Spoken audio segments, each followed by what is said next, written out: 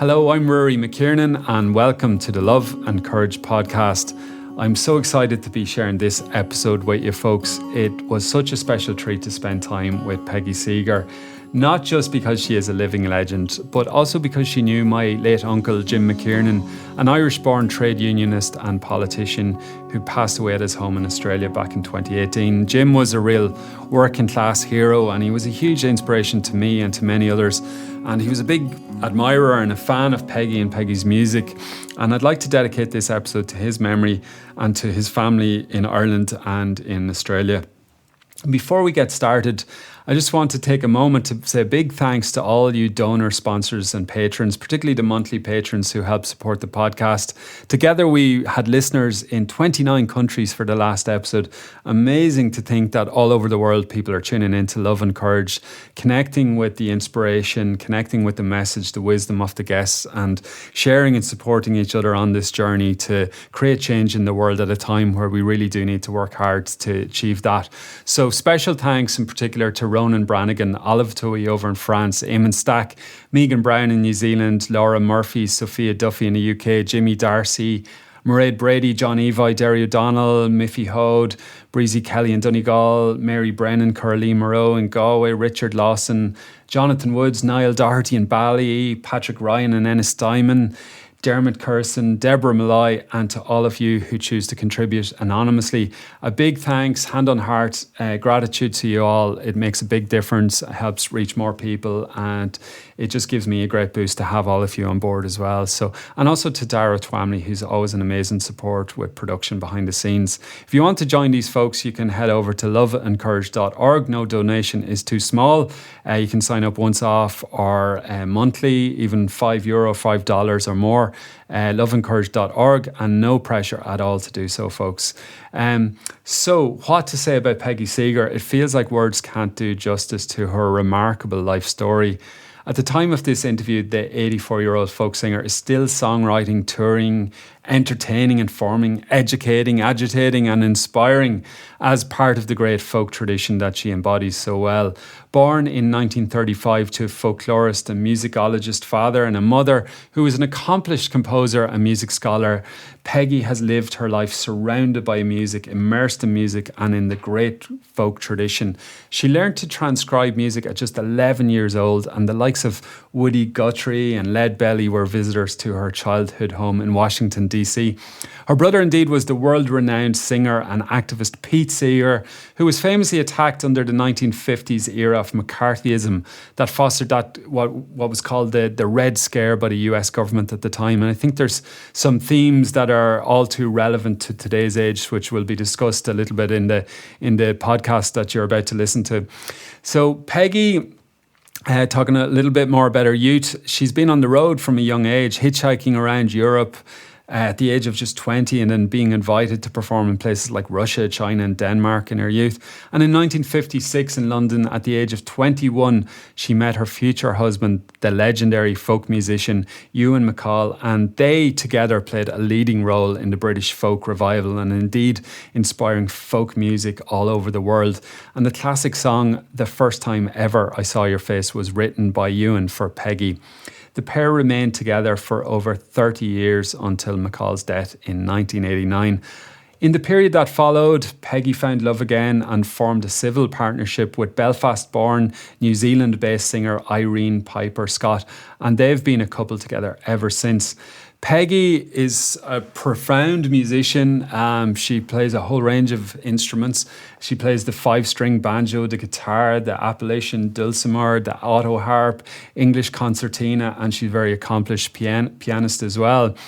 She has written several hundred songs covering everything on themes such as on drugs and war, peace, hormones, politicians, unions, women, love and ecology, and so much more. Perhaps her best known songs include Gonna Be an Engineer, which became one of the anthems to the women's movement, and the Ballad of Spring Hill about the 1958 Spring Hill, Nova Scotia mining disaster, a song famously sung here in Ireland by Luke Kelly. It's a song that I grew up listening to, and it's amazing to meet the woman who penned that song. About 150 of her songs appear in Peggy's songbook, the Peggy Seeger songbook, warts and all. And overall, Peggy has made, I think, 24 solo records and collaborated with Ewan MacColl and others on countless more records. She tells her fascinating life story in the award-winning memoir, First Time Ever, which is published by Faber and Faber and is really well worth the read. Peggy is the mother of 3 and grandmother of 9. And now 84, as I mentioned, she is living in England, writing songs and performing. And she often plays alongside one or two of her sons, Neil and Callum MacColl, who have been playing music with her since their teens. Her daughter, Kitty, a graphic designer, creates the artwork for her albums, and her daughter-in-law, co-founder of Red Grape Music, Kerry Harvey Piper, is her manager. Her other daughter-in-law is the musician and member of Dream Academy, Kate St. John, with whom she co-wrote a track on her most recent album, Everything Changes. It was a truly heartwarming experience to spend time with Peggy, and I'm delighted to be able to share this wonderful conversation with you. So here we go, folks. Let's get this episode started and hear from the amazing Peggy Seeger. Thank you so much for making the time, and I feel quite emotional actually that you just started talking about my uncle as we met. And well, I have favourite people, and some of them I've only met a small amount of time, and sometimes you make a favourite person out of someone right away, and Jim was like that. 1976 I met him, and then again in 1979, and then that was it. I met him again in 1992 when Irene and I went out there. Okay, I'm just trying to keep my brain, my brain hopefully tells me what I used to do. Well, you've a better... And bringing it back up, yeah. Better mind for dates than I do, so... And tell me, how's the tour going so far? I heard rave reviews from Sligo the other night. Well, last night was the first night of the tour. It's a small tour. It's only 8 gigs over the space of 10 days. So far, it's going very well. I mean, the Sligo audience was wonderful. I mean, they sang when we asked them to. And then when I chided them for not singing quite as loud as I knew they could, or as well as they could, they've stepped up to the plate. They did it. It was just lovely. Mm-hmm. And they came up to the table where I signed the books, and it was really nice. Some of them I'd met them years and years ago, or hadn't met them, but it's wonderful the way people remember when they first heard you or some song. So it's really nice. Very nice. It's a lovely way of making a living. I'm privileged, very privileged. And of course, traveling with my son. That's primo. One of my sons. Do you have a sense of being part of a global family where you arrive into Sligo after however number of years and these are your people, or some of them are your people, or how does it feel? It isn't quite like that. I don't like the word audience. It suggests that you only listen. You're there before we even come on stage, and just by listening to how people are talking to each other tells us how the evening is going to go. They don't necessarily feel like family unless we have extended families. Many of them feel like people I've seen before, but that's a whole different kind of thing to talk about, which is the discipline and the dialogue that you have with an audience, because it is a dialogue back and forth. They're there to enjoy themselves. You're there to enjoy yourself. They give back more than they think they do. If they come and say it was a wonderful evening, I say, well, you were part of it. If you'd been sitting there with scowls on your face, it would have been quite a different kind of evening. But I don't remember when I was last in Sligo. I know I have been here a lot.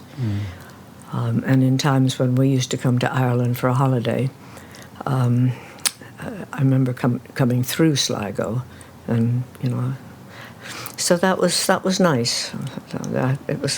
It sometimes feels like coming home to come to Ireland. It's a weird thing because I don't know if I have any relatives way back, any ancestors way back.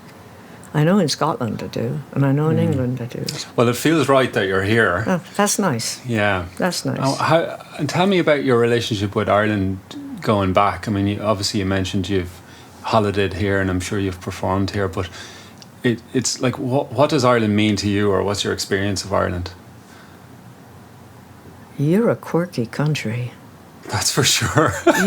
You are. And it is so easy to start up a conversation, even though sometimes the accent might be so thick I don't always understand the answer. I was standing next to someone in the lift yesterday in Sligo, and he was going on, and he said, "Don't you agree?" And he had such a nice face that I just said yes. Oh, I'd agree with him, yeah. Yeah, I didn't want to tell him, no, I haven't the slightest notion what you're talking about. He was talking about the food at the hotel, and as I had enjoyed my meal there, I thought, yeah, I'll agree with him. Yeah. And he beamed, and it was easy.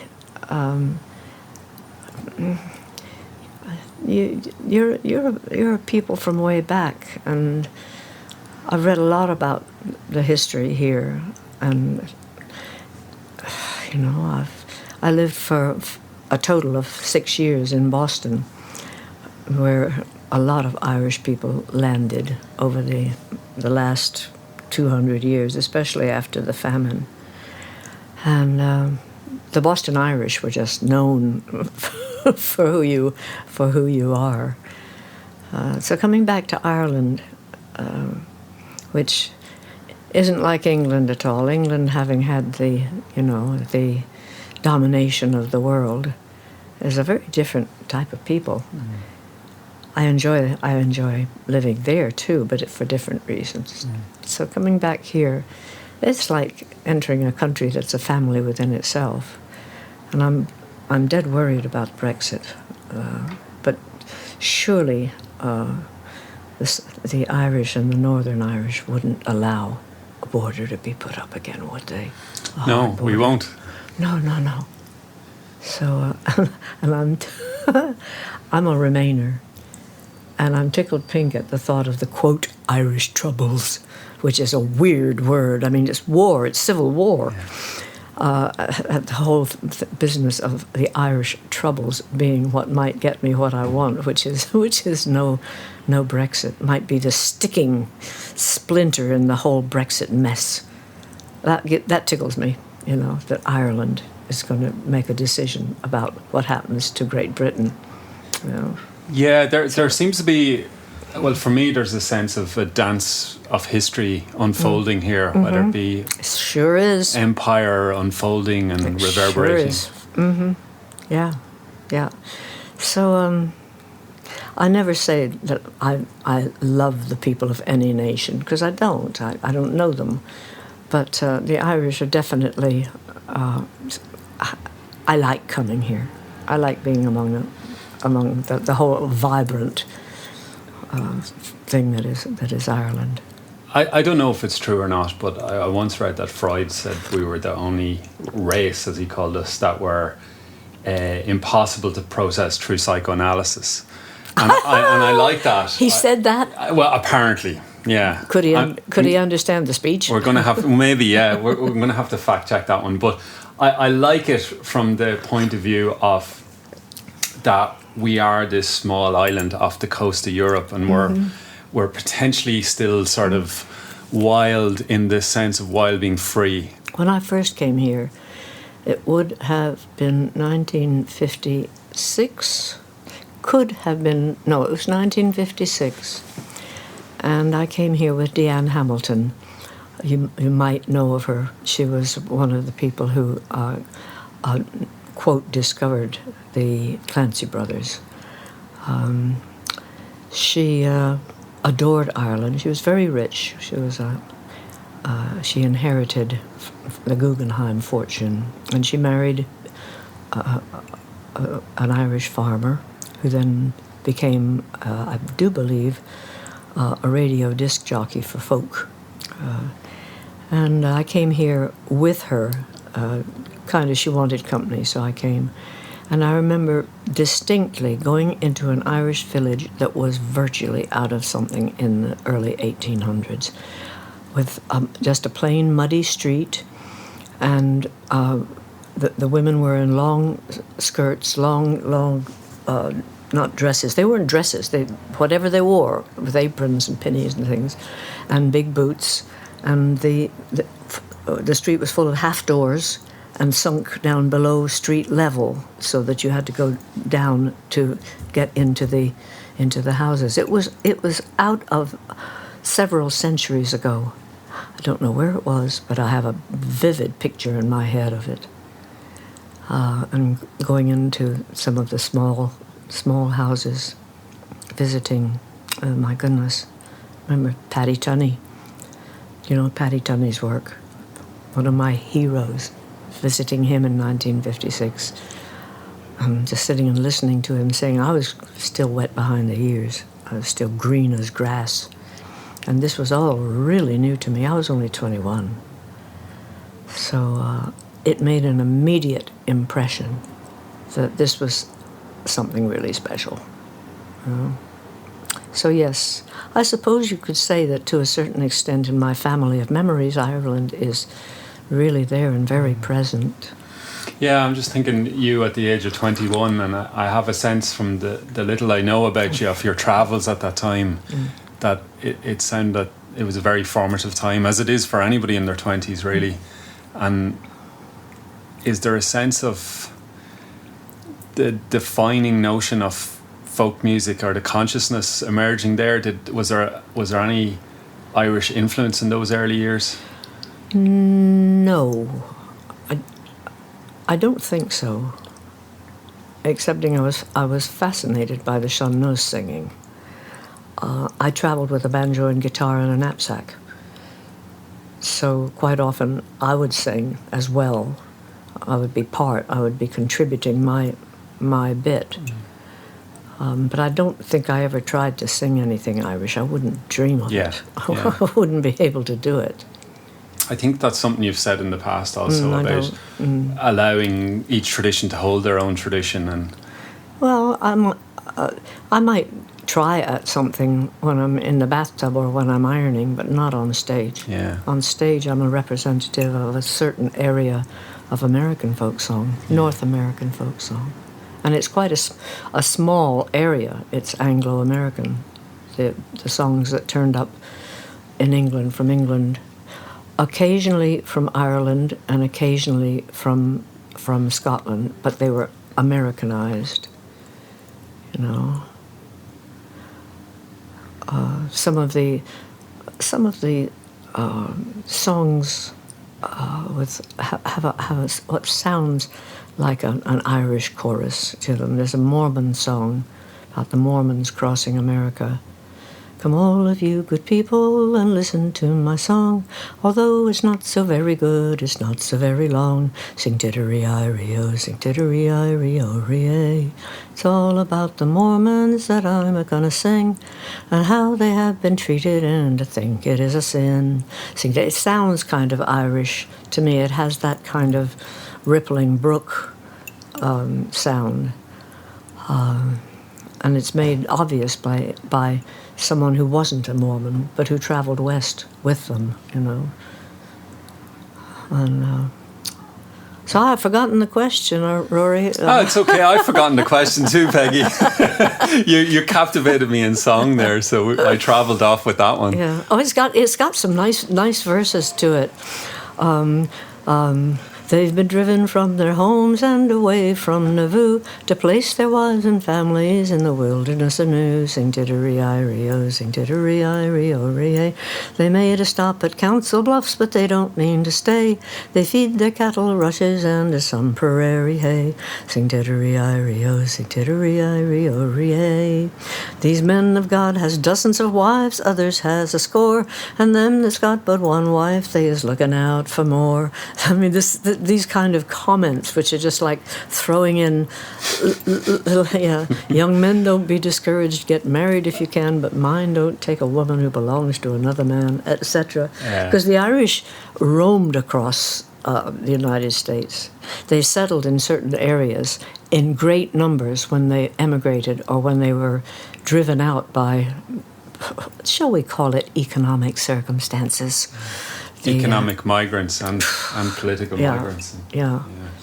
And of course, that's a very real theme in the world right now. I know. borders, as you mentioned, and migration. And then I'm thinking of the songs that speak to all of that. And the need for song is ever present. Making songs about where we are and what's happening. Exactly. Yeah. And that's, I think I was excited to hear that you were on Ireland, because it felt like you're a torchbearer, and we need. Well, I'm a minor torchbearer. I'm well known in my field, but in no way famous. But I've done some fairly daring things, but they're small. It's small. I'm listening to Arundhati Roy's book, My Seditious Heart, at present.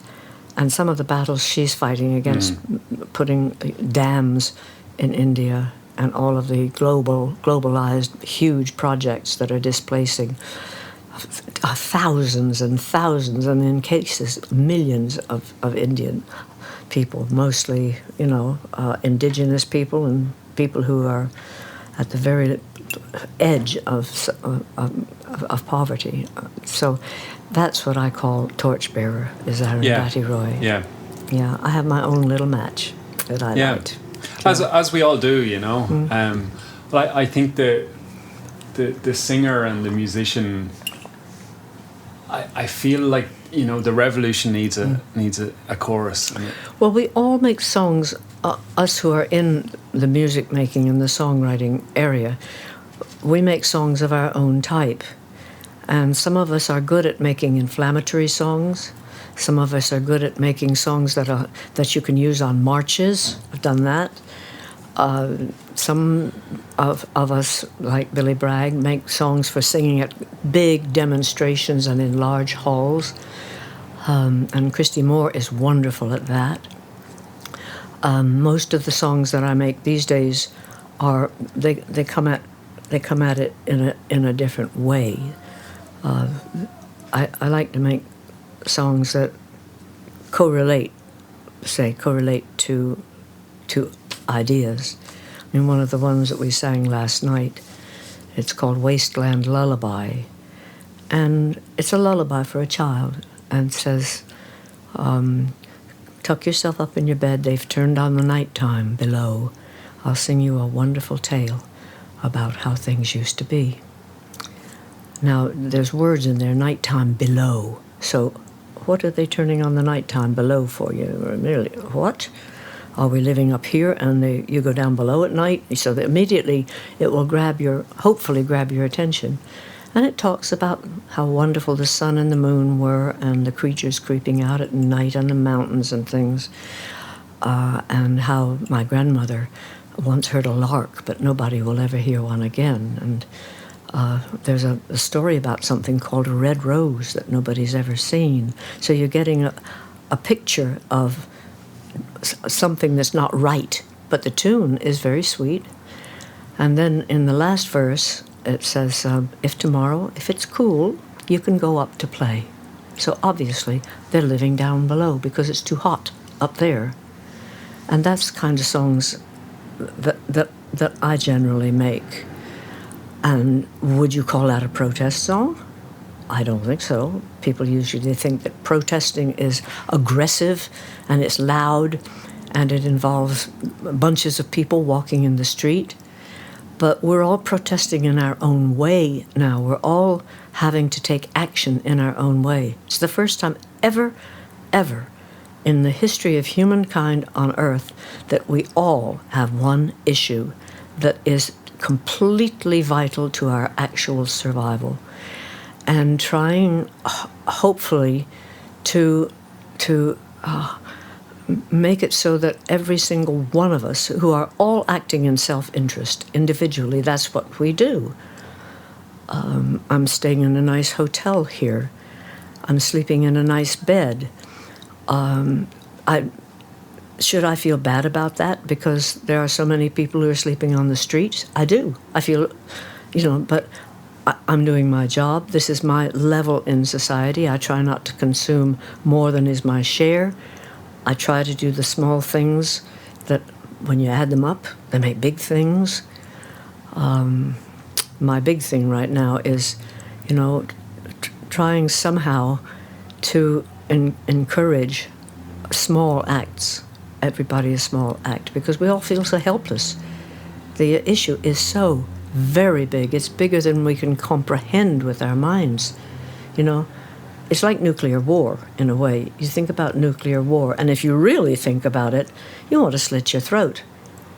And if you really think about a global catastrophe, which is what it is, it's not warming, it's not heating, it's catastrophe. It will affect us in ways that it's hard to sleep at night sometimes. The refugees and the migrants, this is the tip of the iceberg. When those countries with so many people and with economies that are literally going to vanish, they have to move. They have to go. That is what you do. When you can't survive where you are, you move. And that is what I would do if I can't survive. And I would find myself in someone else's country, not able to speak the language, and they wouldn't want me there. That's the way you have to look at it, if it was me. And yet you can't take every refugee that turns up, because there's a wave of refugees coming. And this is what's happened throughout human history, that there have been waves of people. And that's why we have, in the English language, why we have so many words from the Danish, and we have so many from the French, and we have so many from the Dutch, and we have so many from... these are waves of people that not in numbers necessarily, but certainly soldiers and war. And so, to get back to the subject, how do you write about something that is so all-encompassing and which will affect every single human being on Earth? How do you write about it? How do you write about it? To help us all do something small. Help us all do in our own individual lives whatever we can. How do you do it? So art is very important, I think, very important. And sometimes songs are a bit like a wedge, like, when you're chopping firewood, you put a wedge in first into the big log, the chunk of log that you want to break up into kindling, or you want to break it up into smaller logs.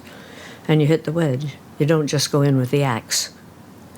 And the wedge will make a crack and another crack. And it's like scalpels. And each songwriter doing it in their own way is what's happening now. And it is very important. I think so. Yeah. And correlating one issue with another. Even just the issue of treating everybody kindly. That is very big. Because there's so much hatred, so much, not hatred, ignorance, and in a way, fear of the stranger. Fear of things changing in a way you don't expect or feel you won't be able to deal with. Fear. We're full of fear. I'm full of fear. And we need to be comforted, but we also need to know how to deal with the fear. And I think learning now how to survive without a lot of the things that we seem to think are necessary. And there's an awful lot of things that aren't necessary that we create, totally not necessary for survival. And I know there are those things in my life, things that I like to have. I like to have my phone around me. I like to have that pen. It's one that was given me, and I really like it. Those are things I like that make me feel at home. But trying to get rid of what is superfluous in terms of ways of thinking, in ways of behaving. And one of the main things is being as kind as possible and making other people feel good if possible. Not going out of your way and being slavish about things that aren't true, but when people do nice things. And we're all here together. We're all in the same boat. for the first time in human history, we're all in this same Noah's Ark. It's a good time to be old, though, Rory. Really good time to be old. Excepting I've got children, grandchildren. I've got so many friends. And you only have to look at the faces of children in school and think, what the hell are you going to do with what we've left you? And we've known about it for 20, 30 years on a really big scale. It was first broached, as I remember, about 1960, 65, when an Irish singer named Stan Kelly, I don't know if you've ever heard of him, he made some very funny, wonderful songs. And he worked on research having to do with global warming. And he said, and this was back in the 60s, or maybe it could have been the mid-70s. It must have been the mid-70s, because I had my last child in 72, and I probably wouldn't have had her if I'd really believed what Stan was saying. He said, we have 25 years before we've reached the tipping point, before it's irreversible climate change.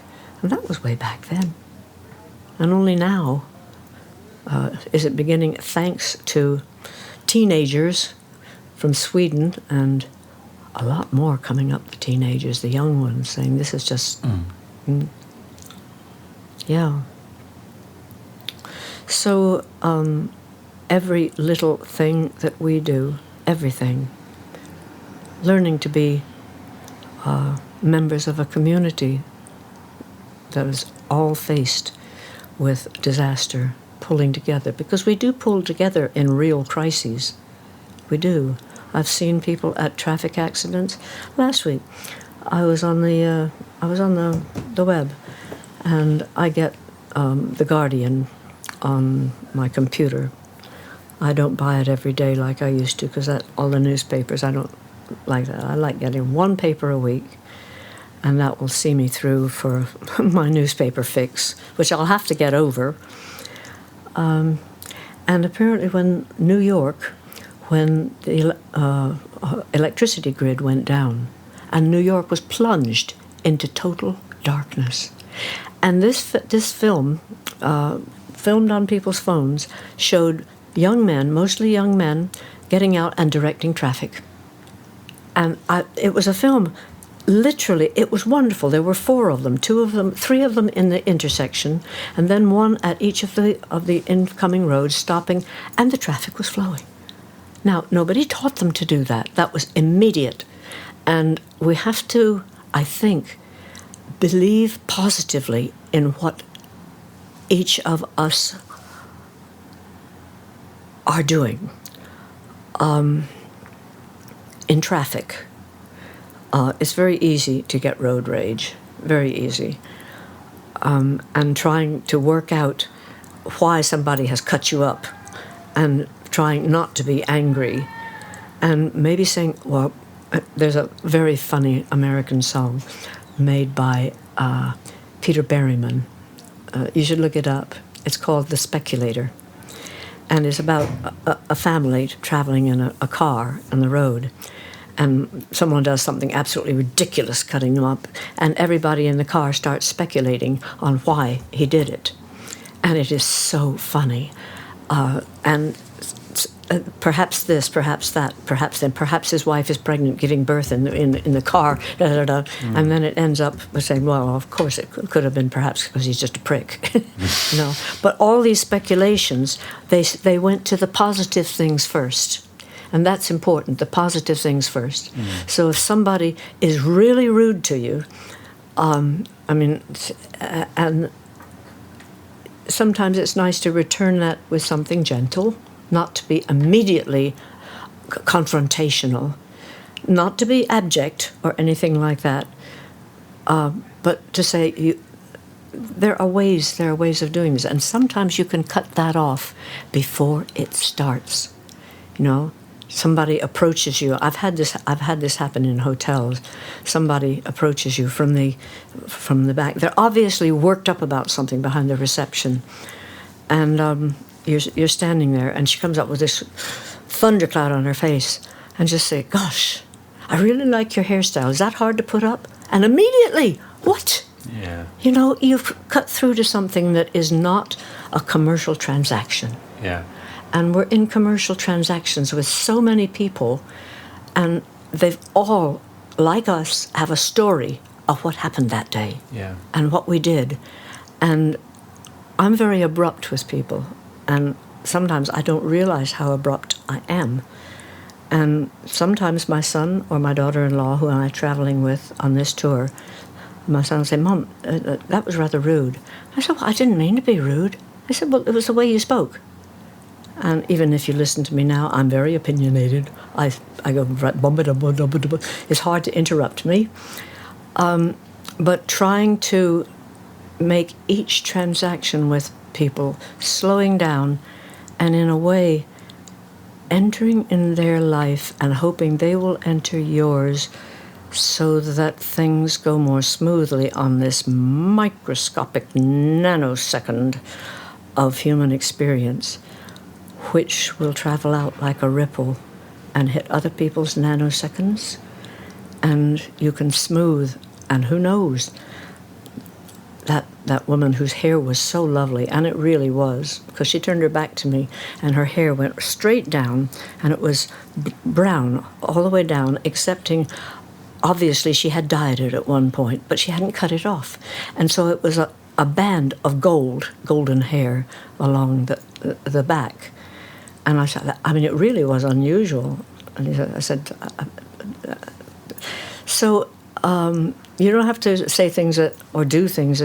You just have to notice other people and hope they notice you, because it's happened to me. I've been in real rages in driving, and somebody has given me a right of way, and you say thank you. Yeah. So it sounds a bit kind of utopian, although there's aspects of utopia that I don't care for. But if it starts with little things, it's, the restless upwelling of what people really want to be like, and people want to be thought of that way. Unless you're Donald Trump, he doesn't want to be thought of as well, maybe he does want to be thought of as a nice person. I have no idea. But we won't get on to Trump. Well, maybe we should. We can? Yeah, well, there's lots of obvious things we can say about him, but one of the things that came to mind was a previous guest on my podcast, Alistair McIntosh from Scotland, spoke about Trump's mother being from the Isle of Lewis, and Trump's grandfather, as far as I understand it, was German. Yeah, they're migrants. They're migrants, yeah. I know. Yeah. And as far as I understand, the father wasn't, or the grandfather wasn't welcome back in the village he came from in Germany, according to Alistair. And there seems to be some sort of lineage of trauma and exile there, which he's now inflicting and enacting on large populations. Wait a minute, is Trump's grandfather still alive? Wait a minute. No, this was, well, in fact, they changed their name. They weren't called Trump, they were called something else. But so this was Trump's father's father. Right. And there seems to be some sort of lineage of dysfunction there, which comes as no great surprise, I suppose. Yeah, there's so much we can say about the man, but in many ways we've seen this before, and I'm thinking of your family in particular, and I'm very mindful of the McCarthy era and the repression and the silencing, and it feels like we're at a precipice not dissimilar. Do you have that feeling or that sense? Well, in the country that I live in, which is England, I'm not on a front line in any way. I'm not a Muslim. I'm not a person of dark color. At what point does one become a brown person? I would like to know. Yeah. At what point? White people go out, so-called white people go out, and they try to make themselves tan. I think that's incredible.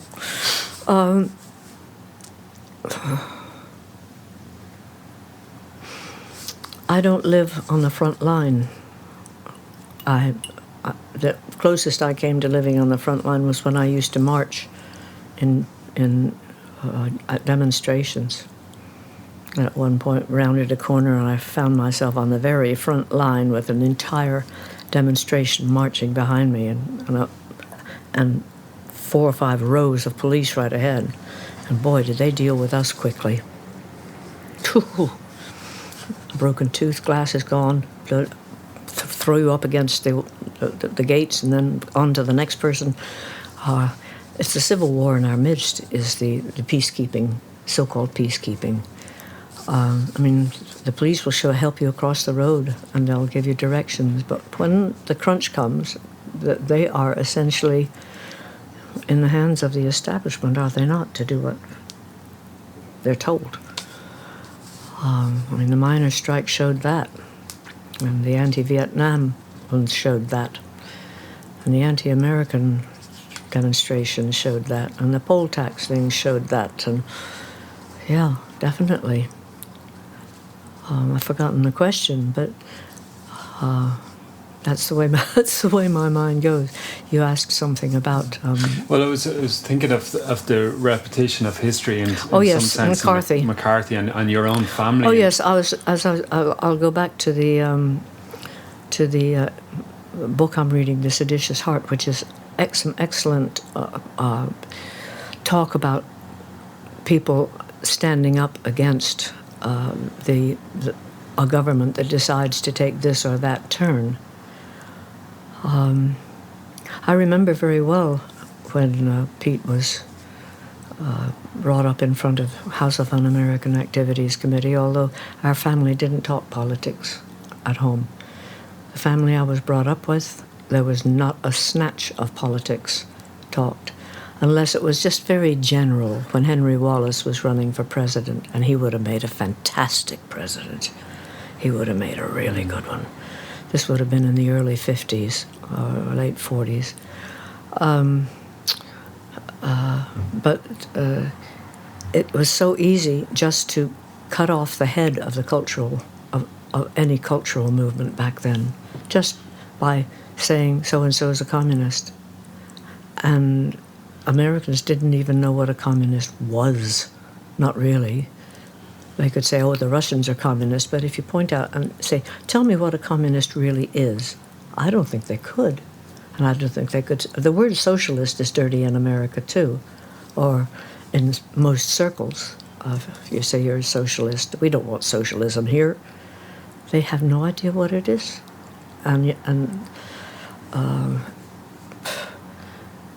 It was a very frightening period. Extremely frightening. You didn't talk politics in a room like this because you were afraid it might be bugged. You only talked politics outdoors.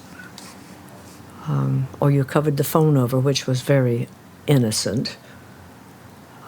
When you see the film Other People's Lives, you can realize what can actually be done in bugging a room like this. I think those are all old-fashioned things. I think that when it finally comes, I think it'll be much more bigger stuff happening. Because I don't know. I'm very frightened of what's coming up, and it seems to be happening in so many far-flung countries. But Trump, America has a very interesting constitution, and it's a mixture, it's an aggregation of what really should be 8 or 9 nations. It should be. And, I feel if there was ever a real, which there will be, petrol shortage, an oil shortage, and people talk about electric cars and all that, it won't come fast enough. It cannot come fast enough for everybody to have an electric car. It just won't. There's more cars in the world than there are people, practically. No, that's not literally true. I know that. But if there ever came a petrol shortage, I think America would split up very quickly into some very macho nations that would be battling each other for whatever is left. There was actually a book about that. I've forgotten the name of it, where there was a petrol shortage. And immediately, you couldn't communicate at all. People who lived out in the country were stuck, completely stuck. And there were foraging armies going through and they'd turn up and they'd take everything you had and then just go on down the road. Yeah, and hence the kind of prepper culture where the people are bunkering down. Yeah. But then on the other hand, you have the likes of California where there's like a critical mass towards green energy and well, that's because energy. A lot of California is very privileged. And a lot of California has an awful lot of lefties who fled from the East. Yeah. A huge number of them. California is quite a different kettle of fish, you know. You go into the wilds of New Mexico or Oklahoma and you got something very different. You go into the flatlands of Kansas. Or you go, you know, I went to Asheville, North Carolina for 12 years. Just went cold turkey from London, 1995 to 2010. I lived down there. And Asheville is a pearl in the southern mountains. It was a yuppie town. It became a yuppie town. It was superimposed on what was a dying southern, very nice southern town. But it was surrounded by blue-collar country people who definitely were very, very, very different from the people in Asheville, extremely different. And even within Asheville itself, the black community and the white community were very separate, you know. I've forgotten why I was going to Asheville, talking about it. Oh, yes, the voting and the kinds of nations that these would be. But I lived on the outskirts of Asheville, 16 miles from Asheville, and I did not want to walk in the hills there because the first year I was there, a female hiker disappeared. She was found weeks later tied to a tree. She'd just been tied to a tree and left. And there are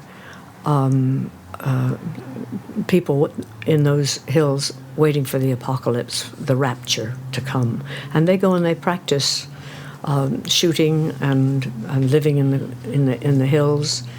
And they dress themselves in camouflage, and they have guns. Everybody's got guns. Everyone has guns. And it can be a terrifying place. Mm. Did that inform your decision to move home, do you think? Oh, no. I liked living in Asheville. No, it wasn't quite like that. It's a longer story than that. My decision to move home was I got homesick for England. Yeah, it's interesting. Even when I say home is very much England. I wanted to live in a small country. Yeah, and my family, my created family, was here. Yeah, and essentially, I'm very at home here with everything except the weather. That's what I like about Ireland. Everything except the weather. It rains too much here. It rains too much in England. It's grey too much in both places. But keeps us inside for songwriting. But we're going back to what would happen, you know, a replay of McCarthy. I think it would be very different. And I think it would be far more lawless than McCarthy was. McCarthy, the depriving people of their livelihoods and executing them was all done on a legal and congressional level. And the way the American government caved in to McCarthy is the same way as they're caving in to Trump, and they're going to cave in to Mr. Johnson here, and they're caving in Hungary and in Brazil, and where else are all of these semi-Trumps coming up? Fear. Everybody is afraid of what's coming, and they're trying to hunker down. And that's what it is. Where do you see the chinks of light, Peggy? In the fact that we have the internet and that people can communicate. And I mean, the organization of Extinction Rebellion is fantastic. And the young people, because in some of the recent issues, it's been more older people objecting. The first march that I ever went on against the bomb was in 1956, and it was miles long, snaking over the hills into Aldermaston. And there was young people, old people, parents with babies. There were bands playing music. It was multi-generational. And gradually, a lot of the objection to the bomb and objection to this and that and the other became much older people. But now the young people are realizing what kind of a world they're inheriting. And you can't escape it now. It's on the news. It's on all of the social media. And there's a cynicism about government and about the manipulation of opinion by the media, where the young people are bypassing it and saying, well, you can't believe what the politicians say, you can't believe what the newspapers say, so let's just communicate among ourselves and meet on Waterloo Bridge. And that was the most brilliant thing they could do. Stop traffic, disrupt the ordinary business day. That is the only thing they understand. Is that, and I'm surprised nobody was hurt, was shot, or something like that. But the next time it happens, and the next time after that, and the next time after that, because it will. I mean, I don't know what Extinction Rebellion is doing next. I've heard that they're talking about shutting Heathrow down. Yeah. Yes. I flew over here. I don't like flying. I only flew over here because my health is not very good. And riding in the crew van for a whole day of sitting and bumping up and down, I would hardly have been able to walk at the end of that. Yeah. There's no room on the van to lie down, and I can't lie down on a seat anyway like that. But I don't want to do any more flying. I don't want to fly. Unnecessary flights. I mean, and I'm shutting Heathrow down. So we're really going to have to educate. You know, in small ways. You know, one of the things that happens when you travel like I do, and you go to a place like last night at Hawkswell in Sligo, they wanted to put bottled water on the stage. No, we travel with our own. We don't want any single-use bottled water. Why? You know, and just being where you're in a public place and you're setting an example of any sort, and you're not saying, "Oh, look at me, I'm not." You know, you're just, that's normal. We just put our flasks on the. No, and some of them are very funny. Mine looks like a fire extinguisher. It's wonderful. Yeah. Oh, I see it. Yeah. Is that it in the corner? That's it. I carry it. It looks like a fire extinguisher. Yeah, I carry it about. Yeah. Excellent. So you're putting out fires wherever you go. Yeah, tiny little things. The wonderful thing about, and it's a big chink, it's a huge chink, is now everyone's talking about it. And they're changing terminology. It's not climate change. We're talking about global everything heating. We're talking about extinction of species. And, you know, I don't think human beings will be extinguished. I think we will be culled hugely. Very big, of people who just, I mean, the drowning of migrants, this is just a start. It's a start, you know. And how to deal with it, from where we sit now, is to try and just keep your balance and enjoy each day, because the earth is a beautiful place. And realizing what a beautiful place it is huge. How to say that to people who live in the favelas in Brazil, which aren't beautiful places in terms of the earth, but probably are extraordinary places in terms of human cooperation.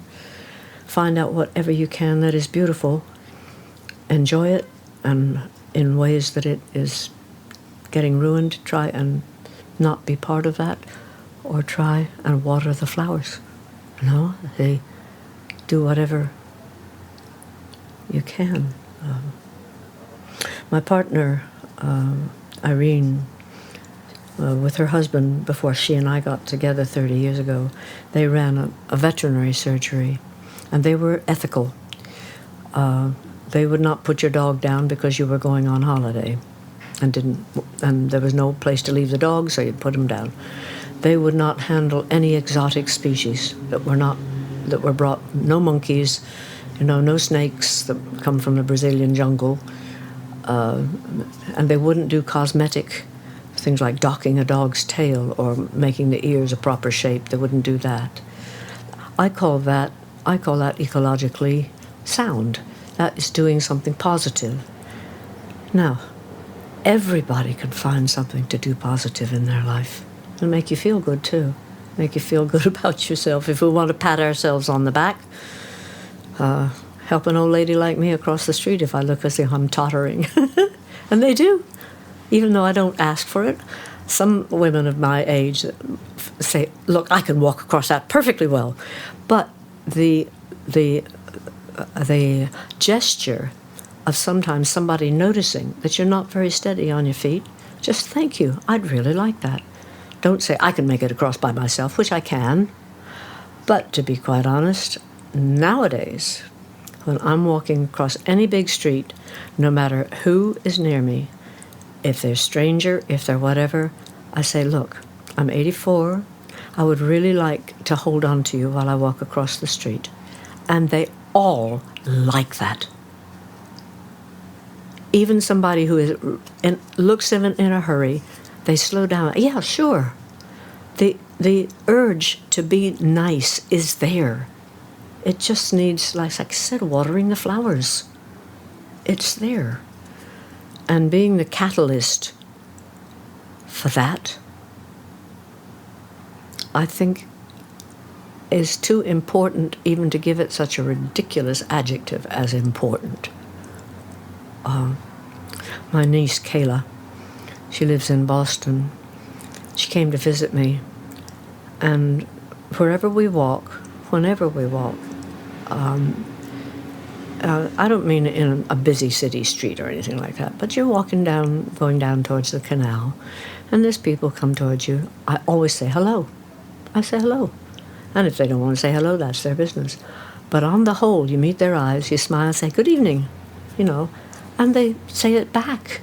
And that even though they don't know who you are or whatever, young or old, I do it because I'm a crotchety old crone. And she says, Peggy, you talk to everybody. I said, well, why not? We're all here together. We're all going to die soon. Nobody is special. Why not say hello? I'm sharing this beautiful evening with you. And of course, the Brits, I'm chattering on. And of course, the Brits, this is what talking about the weather is. It's a hideous day. Yeah. I didn't bring my umbrella today. We'll come and stand under this one. And they do. And I've been offered an umbrella under somebody else's. That's what talk about the weather is. It's an attempt to get across this fact that we no longer have small communities. And in many cases, we no longer have social manners. A lot of, the old manners are considered old-fashioned to do this or to do that or the other. If a man wants to open a door for me, he's welcome. I'll open the door for him next time, So there's a lot of ways to try and keep ourselves from just fracturing off into our own little tiny electrons. And, what's going to happen to the way the world is organized when we're no longer attached. I like those attachments when you say hello to somebody in the street, and it completely changes what they think they were doing. Oh, there's somebody I was about to pass, And you just say hello. And they think you're nuts, of course. And of course, maybe you are. But then, what is being nutty? I feel it's reminding us that we're alive. I wouldn't do that as a young girl. That's the trouble. I wouldn't do that. Not with the temperature of the things that are today. Yeah. And a young man can't do that either, But when you get to my age, and when you get to an age where men literally don't look at you, and I love that. I absolutely love it. I can look at them, and they don't know I'm just looking them up and down. Yeah. Oh, yes.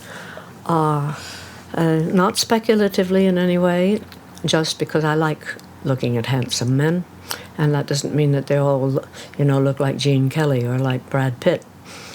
My favorite one was Paul Newman, though, in his prime. He was my favorite one to look at. I'm an appreciator of what men look like, even if they're 70 and have a huge paunch. There was one yesterday. No, wait a minute. No, it was this morning at the restaurant. And he kept going. Now, you're talking about love and courage. I'm on the subject. I don't love these people. I just love the fact that I love looking at them, and they're there, and I'm enjoying the fact of being in the same place as they are. So this guy, it was a buffet, and his seat was behind me. He was huge, and he had a big bald head, and he had a double chin, and he had a face like Shrek, and a bit of a shape like Shrek. And he's walking empty-handed up to the buffet, and he comes back with a little cup of tea, walking and taking it to the table. Then he goes back again, and he comes back with a croissant and a little bit of butter on a plate. And each time he passes, I give him a smile, like this. And his face just opens up when he smiles, whereas he was looking a bit aggravated, so I smile at him. And so each time, he came 5 or 6 times. So finally, I said, look, when he was passing, I said, you've passed 6 times. Why not get a tray? And he said, oh. He said, I never thought of that. And he was ambling back and forth. And he went and he got a tray. And this is the absolute truth. He went and got a tray. And on it was a little plate with 2 boiled eggs on it.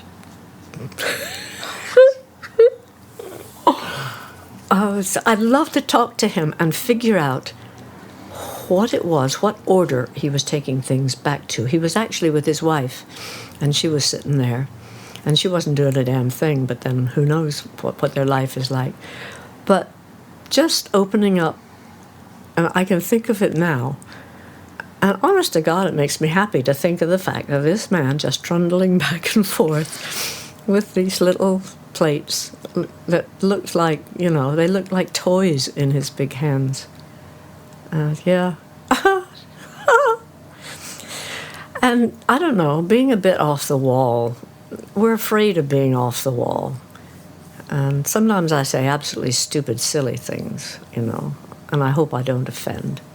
But I talk to people, and if I like their dress. A woman came into the lift today. She's probably here for the wedding. She had a gorgeous top on. And it was white, and it had little flowers, very judiciously put all over it. And she was in a hurry, blonde, maybe about 40, 45 years old. And I just said, a garden has just stepped into the lift. And she looked around like that. No, I said, what you're wearing? I said, it's flowers. A garden just walked in. Brightened up. Why not? Why not? I can see no reason why not. So they think you're kooky. And, she'll go and she'll say, this lady in the lift said the funniest thing to me. I don't know what was wrong with her. She said a garden walked into the lift. Who knows? Maybe that's the way she looks at it, but I don't care. But you saw her lighten up. Oh, yeah, I just don't care. Yeah.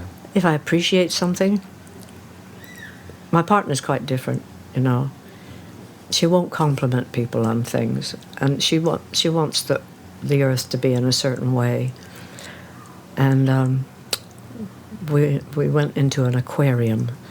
We didn't want to go into an aquarium, but the aquarium is before going into the cinema. in New Zealand. It's a very strange arrangement. And there's two of us. She's 72, I'm 84, and we walk in. And the two people who are supposed to be waiting on you, two men, are just talking to each other. And we're standing there waiting, you know. And finally, Irene says, "Excuse me." And they said, "Yes, just a minute." And so we got our tickets. And so Irene said, "I don't think you're happy in your job. I think you might want to find another one." And he said, "What?" He said, "Well, you talk to us as if we were some enemy walking in." And he immediately took offense and started being aggressive like this, you know. And we went in, we got our tickets, and we came back to get ice creams. And Irene said, "Now watch what happens when the next person comes in." And another older couple comes in, and these two guys are as nice as ninepence to them. "Can we help you?" You know, that's the way she deals with things, you know. She's like that. You're in the wrong job, you know. You're in a job where you're supposed to be. There's certainly a role for the frankness and the garden approach as well. So, Peggy, I'm really excited to be... We haven't gotten onto the subject of my life, thank God. Yeah. You know, you can go to the web and find out. You can buy the book and find out. You have a book, yeah. No, I try and approach these conversations rather than a biography. So I trust that what will unfold in this space is what I'm grateful to hear and share, and it gives me and hopefully the listeners a beautiful insight into your beautiful mind. Oh, I hope I didn't rattle on too much. I'm not telling people how they should do. No, you're not. I'm saying how I do. And I enjoy it so much. I enjoy watching people. I enjoy seeing who they are, and trying to speculate. The Speculator. Remember that song? You can probably get it on the web. It's very funny. And you've got Eggman stuck in my head. I've immediately conjured up this character in Sligo who's got his two boiled eggs and Shrek Man. So Peggy, thank you so much for your time, and looking forward to hearing and enjoying the music and sharing the music tomorrow. Right. And I wish you well on the road ahead. Thank you. I love what I do, and I hope you enjoy it. Absolutely. Thank you, Peggy. Thanks for listening to the Love and Courage podcast. If you enjoyed that episode, please take a minute to just share it with people you think might be interested, and consider checking out the great archive of inspirational interviews. If you'd like to join as a Love and Courage patron, get involved in sponsoring, supporting the podcast, you can just pop over to loveandcourage.org, and you can find me, Rory McKiernan, on Instagram, Twitter, Facebook, all of those places. Thanks very much for listening, and until next time, here's to you, to all of us, together creating a world of more love and courage.